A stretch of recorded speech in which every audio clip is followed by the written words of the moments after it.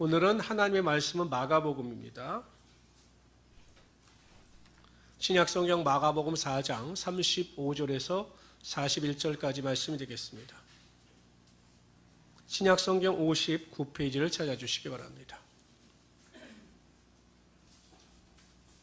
신약성경 59페이지 마가복음 4장 35절에서 41절까지 말씀이 되겠습니다. 우리 다 찾으셨으면 우리 한 절씩 교독하겠습니다. 제가 먼저 35절을 읽겠습니다. 그날 저물 때에 제자들에게 이르시되 우리가 저편으로 건너가자 하시니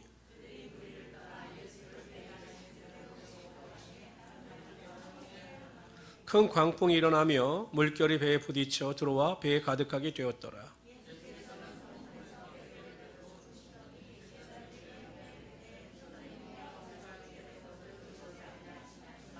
예수께서 꽤 바람을 꾸짖으시며 바다더러 이르시되 잠잠하라 고여라 하시니 바람이 그치고 아주 잔잔하여 지더라.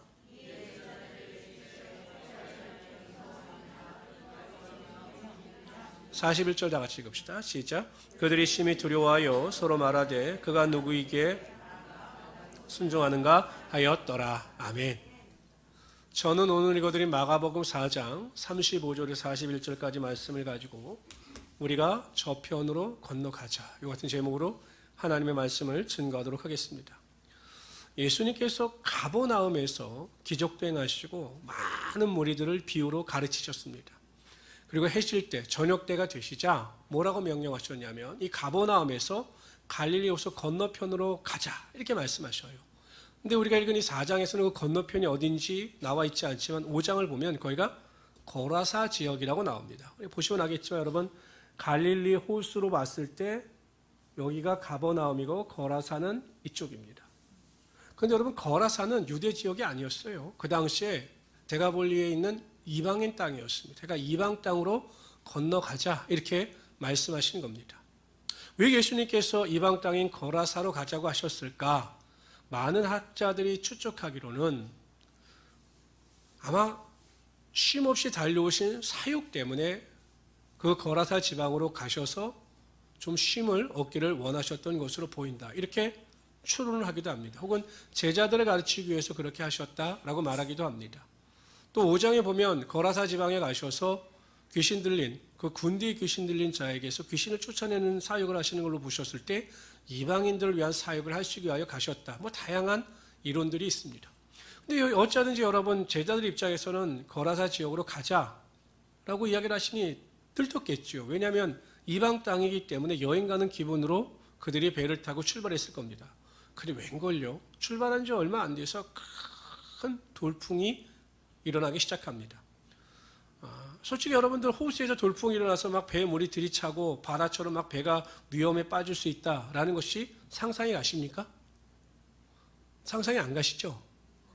여러분들이 생각하는 백운 호수, 왕송 저주시 개념을 가지고는 야, 이게 무슨 호수에서 우리 오리배도 타는데, 이런 생각을 가지는데, 이 갈릴리 호수의 크기가 우리가 상상하는 것 이상입니다. 길이가 21km예요.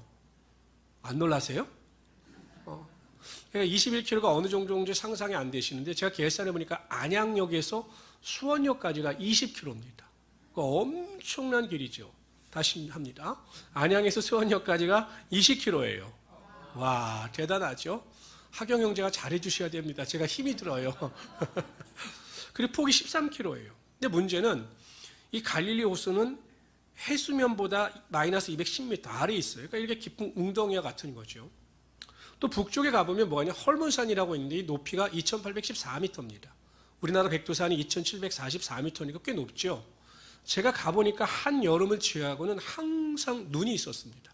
그러니까 차가운 공기가 헐몬산에서 있는 겁니다. 그리고 서쪽으로는 여러분 지중해니까 따뜻한 공기가 몰려오겠죠. 그러니까 갑자기 그 헐몬산의 차가운 공기와 지중해에서 따뜻한 공기가 저 지중해 해수면보다 낮은 갈릴리에서 부딪히게 되면 예상치 못한 돌풍이 일어나는 거예요. 그래서 사람들은 그 돌풍 앞에서 굉장히 두려워 떨었는데, 이번에 제자들이 경험한 돌풍은 이전과는 전혀 달랐던 겁니다. 그 높은 파도와 그 바람으로 인해서 배에 물이 차고 위기에 빠지게 됩니다. 어쩔 수 없이 제자들이 노력하고 수고하다가 모든 것을 포기하고 예수님께 도움을 요청합니다. 예수님께서 일어나셔서 잠잠하라 고요하라 하니 바람과 바다가 멈추게 되었습니다. 책망을 듣죠. 너희 믿음이 어디 있느냐라고 하는 책망을 듣습니다. 그럼 제자들은 책망을 듣고 깨달아야 하는데 오히려 두려워하고 저가 뉘기에 바람과 바다도 순종하는가라고 감탄합니다. 이게 오늘 이 스토리거든요. 근데 이 이야기가 우리에게 주는 영적인 교훈이 많습니다. 그래서 이러한 영적인 교훈을 살펴보라 함께 은혜를 나누고자 합니다. 첫 번째로요. 오늘 본문이 우리에게 주는 교훈은 예수 그리스도가 우리와 함께 하셔도 여전히 우리에게는 문제가 생긴다는 것입니다. 더 쉽게 이야기하면 예수를 잘 믿어도 문제가 있다, 없다? 있다라는 거예요. 믿음들이 좋으십니다. 반드시 문제가 있어요. 초신자들, 믿음이 연약한 자들은 이렇게 이야기합니다. 내가 예수를 믿으면 다 잘 될 거야. 사업도 잘 되고 자녀도 잘 되고 모든 게 잘 되게 되어 있어. 맞는 말이지만 한편으로 틀린 말이에요. 근데 신앙이 조금 더 성숙하면 사람들은 인정합니다. 예수를 잘 믿어도 여러분들처럼 고난이나 환난이나 문제가 있다. 여기까지는 알아요. 근데 문제가 뭐냐? 예수를 잘 믿어도 고난이나 환난이나 문제가 있는데 그런 문제가 나에게서는 일어나서는 된다, 안 된다? 안 된다는 거예요. 문제가 있고 어려움이 있고 환난이 있는 것은 알아요. 근데 그러한 환난과 고난의 문제가 나에게는 있어서는 안 된다라고 생각합니다. 그래서 고난과 환난이 다가오면 낙심하고 절망하는 거죠. 아는데 믿음으로 그것을 수용하지 못하는 것입니다. 제가 목회를 해보면요. 문제가 없는 사람이 없고 어려움이 하나도 없는 가정은 없어요. 여러분 보기엔 다 평안해 보이고 다 좋아 보이지만 어떤 분은 생각하기에 아유 그 집은 너무 행복해 보여요 목사님. 아유 제 남편이 제 아내가 그 집사님 같았으면 좋겠어요. 저기 이렇게 말씀하시는 분이 있어요. 그럼 제가 속으로 생각합니다. 알지도 못하면서 그 생각을 해요. 문제가 없는 개인이 없고 어려움이 없는 가정이 없어. 다 한 가지 이상씩의 문제와 어려움을 가지고 기도하면서 살아가게 되는 것입니다. 근데 감사한 게 무엇인지 아십니까? 문제를 만나고 고난을 만나고 환난을 만나도 그 고난이나 환난 앞에 굴복하지 아니하고 하나님이 주시는 은혜와 능력으로 넉넉히 이기는 개인의 가정은 하나님께서 부어주시는 은혜가 있고 하나님께서 채워주시는 축복이 있고 믿음의 성장과 성숙을 반드시 이루어 가더라는 것입니다. 저랑 친한 목사님이 계신데 그 목사님이 저에게 들려주신 이야기입니다. 안수 집사님이 계셨는데 안수 집사 직분을 받기 전까지는 참 열심히 하셨대요. 주중 예배도 잘 드리고 교회 일이라면 마다하지 않고 열심히 하셨대요. 그런데 안수 집사를 딱 받고 나서는 가정도 안정이 되고 직장도 안정이 되니 믿음의 열심에서 멀어지더라는 겁니다. 주중 예배는 아예 안 나오고 주일 예배도 겨우겨우 그 아내 권사가 권면해서 나오더라는 겁니다. 목사님께서 몇 번 권면하셨습니다. 안수 집사님, 직분에 맞게 신앙생활을 하셔야 하나님께서 그 안수 집사님 인생을 책임지셔요 라고 권면을 하셔도 그냥 한쪽 귀로 듣고 한쪽 귀로 흘러 보내셨습니다. 그러니까 목사님 너무 안타까웠죠. 근데 어느 날 그 바깥 권사님에게 그 전화가 온 거예요. 건강진단을 했는데 위암이 걸렸다는 거예요. 위암. 근데 암 종양이 너무 커서 수술을 할 수 없고 방사선 치료를 해서 암의 크기를 줄인 다음 가능하면 수술할 수 있다는 겁니다. 그러니까 암이 방사선 치료를 해서 효과가 없으면 그 수술을 포기해야 될 지경에 이런 거죠. 목사님이 그 전화를 받자마자 올 것이 왔구나 이런 생각을 하셨대요. 그 뒤에 여러분 안수 집사님과 그의 가정이 완전히 바뀌었습니다. 기도회란 기도회, 예배란 예배는 빠지지 않고 나와서 기도하고 예배 때마다 눈물을 흘리며 하나님께 간구하는 모습을 보이기 시작하셨어요. 얼마 뒤에 정말 하나님께서 역사하셔서 이 종양의 크기가 작아졌고 수술을 받았는데 그래도 위를 절제했다고 합니다. 수술 받은 지가 꽤 됐는데 지금도 여전히 열심을 다하여 교회에 나올까요? 안 나올까요? 최선을 다해서 하나님을 섬겨요. 이 안수 집사님과 그의 가정에 있어 암은 문제의 발단이었고 고난의 시작이었지만 결론적으로 볼 때 하나님의 축복이었고 하나님의 은혜의 도구가 되었더라는 것입니다. 저는 성도들에게 문제와 관련하여 많은 상담과 많은 전화를 받아요. 수없이 많이 받았죠. 그러면 너무 힘들다고 전화합니다. 직장도 힘들고 사업장도 힘들고 가정도 힘들고 너무너무 목사님 힘이 듭니다 라고 하는 전화를 받을 때마다 하나님께서 저에게 주시는 것은 그 성도들에 대한 위로하는 말씀과 지혜를 주시지만 하나님께서 저에게 확고하게 주시는 확신은 기도하라 하시는구나. 문제를 위하여 저에게 상담할 때마다 그분을 위하여 하나님께서 저도 기도하지만 그 사람도 기도하라고 그러한 고난과 환난을 주시는구나 라는 마음을 부어주십니다. 물론 제가 그분이 상처를 받을까 봐 기도하세요, 문제 앞에 낙심하지 말고 기도하세요, 이런 말은 직접적으로 드리지 않아요. 그러나 저에게 주시는 하나님의 마음은 한 가지입니다. 기도하라고 그러시는구나, 하나님께 가까이 나아라고 그러시는구나, 그런 마음을 주셔요. 그래서 제가 돌려서 이야기를 합니다. 그러면 그것을 깨닫고 문제 앞에서 하나님 앞에 나와 하나님을 의지하며 살아가는 자는 그 고난과 환난이 변화의 축복이 되게 하여 주시고, 하나님께서 병도 고쳐주시고 환경의 문도 열어주셔서 하나님의 인도하심 가운데 반드시 승리케 하여 주십니다. 그런데 그 고난을 만나고 문제를 만나도 여전히 그 자리에서 뭉개고 앉아있는 사람, 전혀 믿음의 본을 보이지 아니하고 하나님 앞에 믿음을 나타내 보이지 않는 사람은 여전히 상황이 진전되지 않더라는 것이죠. 제 후배 목사 중에 약을 무척이나 좋아하는 후배가 있습니다. 이 친구는 얼마나 약을 좋아하는지 자다가도 누가 약을 먹으면 깨어나서 그 약을 좀 달라고 그래요. 감기약도 달라고 그래요. 얼마나 약을 좋아하는지. 근데 하루는 약을 먹는데 감춰놓고 먹는 거예요. 이렇게 감춰놓고. 그래서 제가 궁금해서 물어봤어요. 그 무슨 약인데 그렇게 감춰서 약을 먹니? 라고 물어봤더니 형, 이건 정말 귀중한 약이라 누구에게 보여줄 수가 없어. 그래서 저도 궁금해서, 제가 약을 좋아하지 않는데 한 스푼만 줘봐라, 얼마나 좋은 약인지. 그래서 제가 딱 떠서 조금 줬는데, 떨면서 줬는데 먹어보니까 쓰기가 제가 그런 쓴 약은 처음 먹어봤어요. 이게 무슨 진의 엑기스라고 하여튼 너무 써서 못 먹는데 막 그 친구는 신나서 먹는 거예요. 막 맛있다고. 왜 그러냐고 물어봤더니 이것처럼 몸에 좋은 약이 없다는 거예요. 그러니까 몸에 좋으니까 쓴 것은 전혀 문제가 되지 않더라는 거죠. 문제도 마찬가지예요, 여러분. 아무리 그 문제가 어렵고 고통스럽다 할지라도 그 문제나 고난을 통해서 우리에게 부어주실 하나님의 축복과 은혜를 생각하고 체험한 성도들은 그 고난의 고통과 좌절 앞에서 쓰러지지 않습니다. 고난을 통해서 하나님의 영광을 바라보고 이 고난 가운데, 문제 가운데 베푸실 하나님의 능력을 기대하게 되더라는 것이죠. 그래서 그 하나님께서 그들의 삶을 인도하시고 그들의 삶에 더 큰 하나님의 축복이 임하게 하여 주시는 것입니다. 성경은 분명히 우리에게 이렇게 말씀하셔요. 다 같이 읽어봅시다. 시작. 다만 이뿐 아니라 우리가 환난 중에도 즐거워하나니 이는 환난은 인내를, 인내는 연단을, 연단은 소망을 이루는 줄 압니다. 성도는 환난 중에 소망을 기대해야 합니다. 그 문제와 환난을 통해서, 어려움을 통해서 베푸실 하나님의 소망을 기대할 때 반드시 믿음대로 되는 역사가 나타나게 하여 주시는 것입니다. 그래서 여러분, 그 고난이나 문제에 대한 이 관점을 바꾸시길 바랍니다. 힘들다, 짜증난다.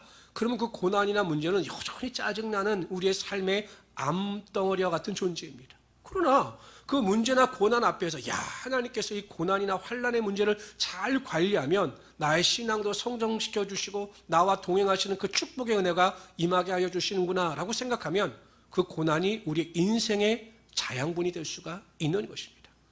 그래서 여러분, 고난과 환난 앞에서 낙심하지 마시고 기대와 소망을 가지고 넉넉히 이기며 살아갈 수 있는 우리 귀한 성도들이 되시기를 주님의 이름으로 축원합니다.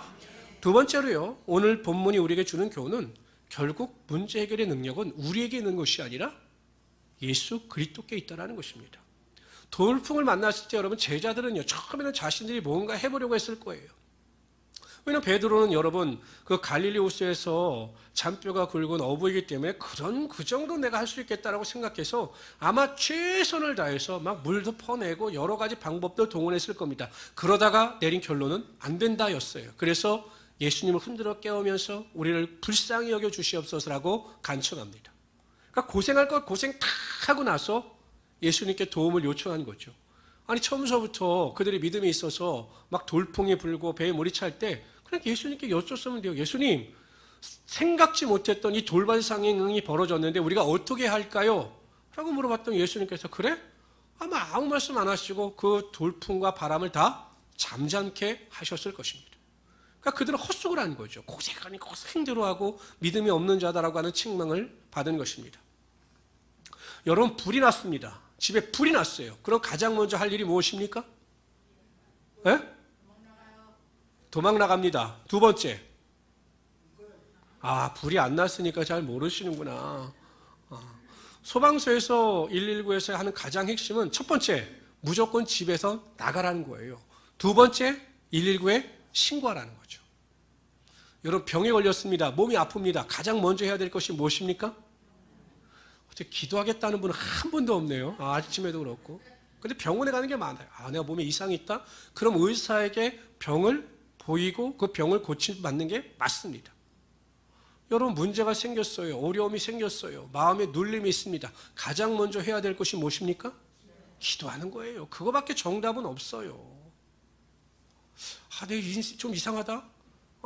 내 가정이나 내 개인의 문제가 좀 이상하다? 내 뜻대로 되지 않는다? 분란이 일어나고 다툼이 일어난다? 뭔가 어려움이 일어나고 막힌다? 라고 할 때 우리는 습관적으로 하나님 앞에 무릎을 꿇고 기도할 때 하나님께서 그 문제 해결의 능력이 나타나게 하여 주시는 것입니다.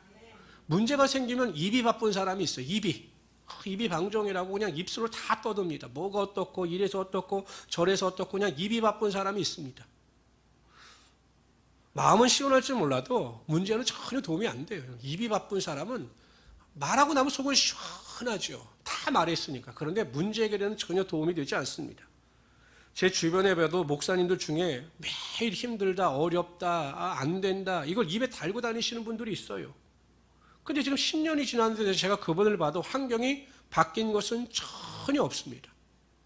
저는 그래요. 목회자들 중에서 보면 그런 분들 많더라고요. 기도 부탁하면서 은행 지로번호를 갖다 딱 보내는 거죠.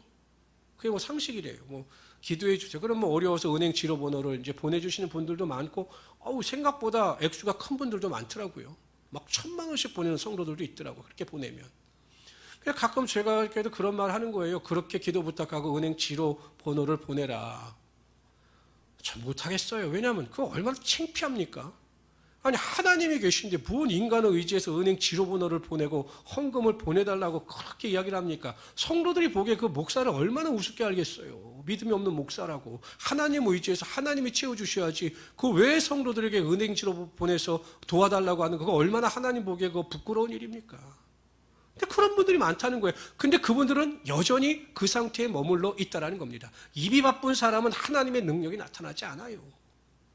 근데 문제 앞에서 무릎이 바쁜 사람이 있어요. 항상 무릎 꿇고 모든 일에 기도하고 하나님의 도우심을 구하는 자들이 있습니다. 하나님은 하나님 앞에서 무릎을 꿇고 기도하고 무릎이 바빠서 하나님을 의지하는 자에게 하늘문을 여시고 모든 문제가 완벽하게 해결되게 하여 주시는 것입니다. 다니엘을 보십시오. 그를 죽이려고 악한 자들이 계략을 꾸미지 않습니까? 다리오 왕은 뭣도 모르고 그냥 어인을 찍어버립니다. 그럼 여러분, 그 당시에 다리오 왕과 다니엘 사이에 깊은 유대관계가 있었기 때문에, 신뢰관계가 있었기 때문에 다니엘이 찾아가서 이야기할 수 있어요. 왕이시오. 왕이 그 어인을 찍은 그 조선은 그 악한 자들이 저를 해하려고 하기 위해서 그런 계략을 꾸민 겁니다. 왕께서 모르고 그 도장을 찍으신 것 같은데 좀 저를 위해서 대책을 마련해 주십시오라고 이야기를 했다면 왕이 다니엘을 구하기 위해서 다른 방법을 강구하지 않았겠습니까? 충분히 저는 그 다리오 왕이 다니엘을 사랑했기 때문에 왕 나름대로 방법을 연구했을 겁니다. 근데 다니엘은 왕을 찾아가지 않아요. 하나님 앞에 무릎을 꿇습니다. 왜 이러한 어려움이 다가왔는지, 이 환란이 나에게 왔는지 하나님께 기도하는데 자꾸 감사 기도가 흘러 넘치게 됩니다. 결국 사자굴에 들어가지요. 그러나 하나님께서 그의 기도를 들으시고 하나님 앞에 무릎을 꿇은 그의 간구를 들으시고 그를 사자굴에서 건져내시고 악한 자들의 가족까지 전부 다 진멸시켜 버렸습니다. 그리고 그를 높여주셨어요. 여기서 한번 생각해 보십시오. 만약에 다니엘이 왕에게 지혜를 구해서 도움을 구해서 그 위기를 넘겼다라고 가정해 봅시다. 그 악한 자들까지 다 처벌할 수 있었을까요? 못했어요. 악한 자들은 여전히 다니엘을 괴롭히기 위해서 모든 계략을 짜내었을 겁니다. 그러나 다니엘이 왕이 아니라 하나님을 의지하고 하나님께 그 문제를 위하여 기도했을 때 하나님은 가장 완벽하고 완전하게 문제를 해결하여 주셔서 그를 높여 주셨던 것입니다. 성도 여러분, 문제는 문제가 아니에요. 우리가 하나님 앞에서 믿음으로 기도하고 하나님께 모든 도움을 구하게 되면 반드시 그 문제가 변하여 축복이 되고 문제가 변하여 하나님의 영광을 드러내게 되어 있는 것입니다. 그러므로 우리 모든 성도님들은 문제를 만나든 환난을 만나든 항상 하나님 앞에서 겸손한 마음을 가지고 하나님을 의지하며 기도할 수 있는 하나님의 귀한 성도들이 되시기를 주님의 이름으로 축원합니다. 성도들은 저에게 기도 부탁을 많이 하십니다. 목사님, 이래서 기도해 주세요, 저래서 기도해 주세요 라고 기도 부탁을 많이 하셔요. 저도 기도하지요. 그러나 하나님이 원하시는 것은 여러분들 자신의 기도예요. 여러분의 자신의 문제를 가지고 하나님 앞에서 몸부림치면서 기도할 때 하나님은 절대로 그 기도를 외면하지 않으셔요. 아무리 사소한 문제라 할지라도 반드시 하나님 앞에 믿음으로 기도하면 하나님 그 문제가 변하여 반드시 복이 되게 하여 주신다는 거죠. 그러나 여러분들이 기도하지 아니하면, 여러분들이 간절히 구하지 아니하면 그 문제는 여전히 여러분의 삶에 여러분들을 힘들게 할 것입니다. 그래서 우리 모든 성도님들은 무슨 일이든지 항상 어려움이 다가올 때마다 하나님 앞에 나와 간절히 기도하심으로 하나님의 놀라운 축복과 은혜와 능력을 맛보며 살아갈 수 있는 우리 성도들이 되시기를 주님의 이름으로 축원합니다. 세 번째로요, 오늘 본문이 우리에게 주는 교훈은 하나님의 말씀에 의지하여 절대로 환경을 바라보지 말라라는 것입니다. 예수님께서 말씀하셨죠. 우리가 저편으로 건너가자. 그럼 그게 예수님의 뜻이에요. 예수님은 전지전능하신 하나님의 아들이시기 때문에 뜻을 정하셨으면 그 뜻대로 말씀대로 행하시는 분이십니다. 그럼 제자들이 예수님께서 그렇게 말씀하셨으니 우리는 반드시 바다 건너편으로 건너간다라고 믿음을 가지고 돌풍이 불든 파도가 일든 여러분 구애받지 아니하고 나갔으면 그냥 그대로 가는 겁니다. 근데 여러분, 이들이 하나님의 말씀을 의지하지 못하고 말씀을 믿지 못하니까 뭐라고 이야기합니까? 나중에 예수님께 대하여, 예수님, 우리가 죽게 됐는데 예수님 왜 잠만 주무시고 계십니까? 좀 제발 일어나셔서 좀 우리를 도와주십시오 라고 원망하고 불평합니다. 하나님의 말씀을 절대 신뢰하지 못하고 하나님의 말씀을 믿지 못하는 자들은 항상 무슨 일이든지 이렇게 부정적인 말과 행동을 하게 되어 있어요. 믿는 성도들도 보면요, 맨날 미치겠다, 죽겠다, 힘들다, 짜증난다 이런 말을 달고 사는 분들이 있습니다. 짜증난다, 힘들다, 아무리 입술로 그렇게 말해봤자 우리의 환경은 절대 변화되지 않아요. 하나님께서 일하심을 믿고 그 하나님의 약속을 입술로 시인하고 고백하는 자에게 그 말씀대로 되는 역사가 나타나게 되어 있는 것입니다. 모세를 보십시오. 하나님께서 모세에게 뭐라고 명령하시냐면 홍해 앞으로 가라고 명령하셔요. 말씀해 보면 이렇게 이야기하십니다. 다 같이 읽어봅시다. 여호와께서 모세에게 말씀하여 이르시되 이스라엘 자손에게 명령하여 바다와 믹돌 사이에 바하이롯 앞 곧 바알스번 맞은편 바닷가에 장막을 치게 하라. 바로가 이스라엘 자손에게 대하여 말하기를 그들이 그 땅에서 멀리 떠나 광야에 갇힌 바 되었다 하리라. 내가 바로의 마음을 완악하게 한즉 바로가 그들의 뒤를 따르리니 내가 그와 그의 온 군대를 말미암아 영광을 얻어 애굽 사람들이 나를 여호와인 줄 알게 하리라 하심에 무리가 그대로 행하니라. 그러니까 하나님께서 홍해 앞으로 인도하셔서 거기서 갇히게 하시는 거죠. 하신 이유가 무엇이냐? 하나님께서 애굽 군대를 통해서 영광을 받으시고 그 사건을 통해서 하나님이 하나님 되심을 증거하시겠다라고 모세에게 말씀하신 거예요. 그래서 모세는 하나님 말씀에 순종하여 그 홍해 앞으로 나아갑니다. 갔더니 하나님의 말씀대로 바로가 마병과 병거를 이끌고 쫓아오는 겁니다. 멀리서 보니까 막 말이 달리는 그 소리로 지축이 흔들리고 막 먼지가 휘날리니 이스라엘 백성들은 막 두려워 떱니다. 하나님께서 왜 우리 이 땅으로 인도하셔서 우리를 여기에서 다 죽이려고 하시냐고 막 모세에게 원망 불평합니다. 근데 모세는 전혀 흔들리지 않아요. 모세는 백성들이 뭐라고 하든 애국 군대가 뒤에서 쫓아오든 환경을 바라보고 절대 좌지우지하지 않습니다. 좌고우면하지 않아요. 그냥 그 심지를 굳건히 지킵니다. 그러면서 이스라엘 백성들에게 이렇게 이야기합니다. 너는 두려워하지 말고 가만히 서서 여호와께서 오늘 너에게 행하시는 구원을 보라. 너희가 오늘 본 이 애국 군대를 영원히 다시 보지 아니하리라. 여호와께서 너희를 위하여 싸우시리니 너희는 가만히 있을지어다. 하나님께서 모세에게 약속하신 그대로 믿은 겁니다. 그대로 될 것을 믿었습니다. 여전히 애국 군대가 쫓아오지만 환경은 여전히 최악이지만 하나님께서 일하심을 믿고 선포합니다. 그리고 여러분, 지팡이를 들어서 홍해를 향해서 내어 뻗쳤을 때 홍해가 갈라지고 또 그 바닷길이 마른 땅과 같이 되어서 이스라엘 백성들은 다 건너고 애국 군대는 완전히 수장이 되어 하나님의 큰 능력을 경험하게 되었던 것입니다. 하나님의 약속은 1.1획도 이 땅에 떨어져 사라지는 것이 없어요. 약속하신 것은 반드시 하나님께서 다 이루어 주신다는 것입니다. 로마서에서 이렇게 약속하셨습니다. 저는 이 말씀을 항상 붙들고 믿음 안에서 살아갑니다. 뭐라고 말씀하시냐면 이렇게 말씀하셔요. 다 잘 들어보시길 바랍니다. 누가 우리를 그리스도의 사랑에서 끊을 수 있으리요? 환난이나 곤고나 핍박이나 기근이나 적신이나 위험이나 칼이라 기록된 바 우리가 종일 주를 위하여 죽음을 당케 되며 도살할 양같이 여김을 받았노라 함과 같으니라. 그러나 이 모든 일에 우리를 사랑하시는 이로 말미암아 우리가 넉넉히 이기느니라. 내가 확신하노니 사망이나 생명이나 천사자들이나 권세자들이나 현재이나 장래일이나 능력이나 높음이나 깊음이나 다른 아무 피조물이라도 우리를 우리 저 그리스도 예수 안에 있는 하나님의 사랑에서 끊을 수 없으리라. 여러분, 우리가 어떠한 환경 가운데 있다 할지라도 우리는 하나님이 공급하시는 힘과 능력으로 모든 것을 이길 수 있다라고 분명히 약속하여 주셨습니다. 그러므로 그러한 믿음을 가지고 어떤 환경 가운데 있다 할지라도 여러분 낙심하거나 슬퍼하거나 좌절하지 마시고 믿음 안에서 넉넉히 이기며 살아갈 수 있는 하나님의 귀한 성도들이 되시기를 주님의 이름으로 축원합니다. 하루는 어떤 아이가 이렇게 아버지가 아이를 보고 있는데 아이가 한숨을 쉬고 있는 거예요. 그냥 세상을 다 이런 것처럼 낙심해서 7살짜리 아이가 있는 거예요. 그래서 아버지가 물었어요. 얘야, 아이 이름을 부르면서 왜 이렇게 그냥 기가 죽어 있고 왜 이렇게 슬퍼하고 있어? 물었어요. 그랬더니 하는 말이 아버지가 사준 이 장난감이 바퀴가 빠지고 고장났어요. 이제 모든 것이 다 끝났습니다. 이렇게 이야기를 하더라는 거죠. 그래서 아버지가 뭐라고 대답했냐면 아들아, 아버지가 그걸 또 사주면 돼. 그렇게 걱정할 일이 아닌 거란다. 그 정도는 아버지가 충분히 사줄 수 있어. 그거 별거 아닌 거야. 이렇게 말을 했다라고 합니다. 성도 여러분, 죄송스럽지만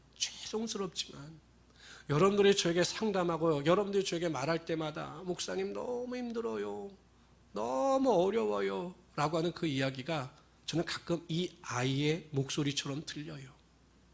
집사님, 권사님이나 집사님이나 우리 성도님이 생각하기엔 그게 큰 문제이지만 제가 보기에 하나님이 보시기에 그 문제는 아무것도 아니랍니다. 왜냐하면 하나님께서 일하시면 그 문제는 아무것도 아닌 것이 되기 때문입니다 라는 생각이 듭니다. 물론 말로는 표현 못해요. 시험 드실까 봐. 예수님께서 갈릴리 호수 저편으로 건너가자 이렇게 말씀하셨어요. 끊임없이 하나님께서는 여러분들을 향해서 저 건너편으로 건너가자라고 말씀하시면서 꿈도 주시고 기대도 주시고 소망을 허락하여 주시는 것입니다. 그런데 하나님께서 주시는 기대, 하나님께서 주시는 소망, 하나님께서 허락하시는 그 인도함 가운데는 반드시 문제도 도사리고 있다는 것입니다. 항상 평탄한 길이 아니에요. 좁은 문이고 좁은 길입니다. 고난의 길이고 십자가의 길입니다. 문제가 있고 어려움이 있습니다. 그러나 그 문제는 더 이상 문제가 아니라 우리가 믿음으로 나아갈 때 그 문제를 통하여 하나님께서는 반드시 우리의 삶에 축복과 능력을 허락하여 주십니다. 그러기 위해서 중요한 것이 무엇입니까? 기도하십시오. 귀신 들린 아이의 아버지가 아이를 데리고 나왔을 때 그 제자들은 병을 못 고쳐요. 예수님께 여쭙습니다. 왜 우리는 그 아이에게서 귀신을 쫓아내지 못했습니까? 예수님께서 선포하십니다. 기도 외에는 이런 이유가 나갈 수 없느니라. 기도하지 아니하면 우리의 삶에 아무 일도 일어나지 않습니다. 그러나 기도할 때 우리의 삶에 특별하고 놀라운 능력은 일어나게 되어 있습니다. 기도하지 않는 한 민족보다 기도하는 한 사람이 더 위대한 것이죠. 내가 기도하면 나의 삶의 능력이 나타나고 내 가정이 변화되고 내 자손에게 하나님의 축복의 능력이 반드시 나타나게 되어 있는 것입니다. 세 번째, 하나님의 말씀을 믿으십시오. 그러기 위해서 읽으십시오. 암송하십시오. 그렇게 될 것을 입술로 시인하십시오. 그러면 하나님께서 그 믿음의 능력을 보시고 여러분의 삶에 하나님께서 예비하신 놀라운 능력이 반드시 임하게 하여 주실 것입니다.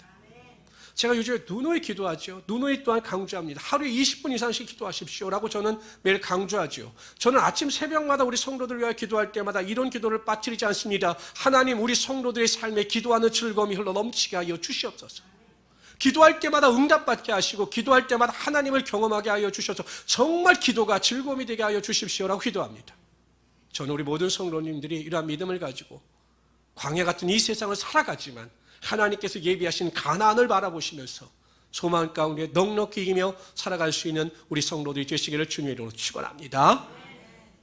요즘에 재미있는 통계가 나왔는데요, 사람들이요 내과나 이비인후과는 안 간대요. 병이 옮길까 봐, 코로나 때문에. 그럼 어느 병원에 많이 갈 수 있는지 아십니까? 신경정신과. 왜냐하면 이 코로나19 사태 때문에 코로나 블루라고 하는 이 우울증이 찾아와가지고 성도들이 신경정신과에 많이 간다라는 거예요. 그러니까 너무 우울한 거죠, 사람들이. 갇혀 있으니까.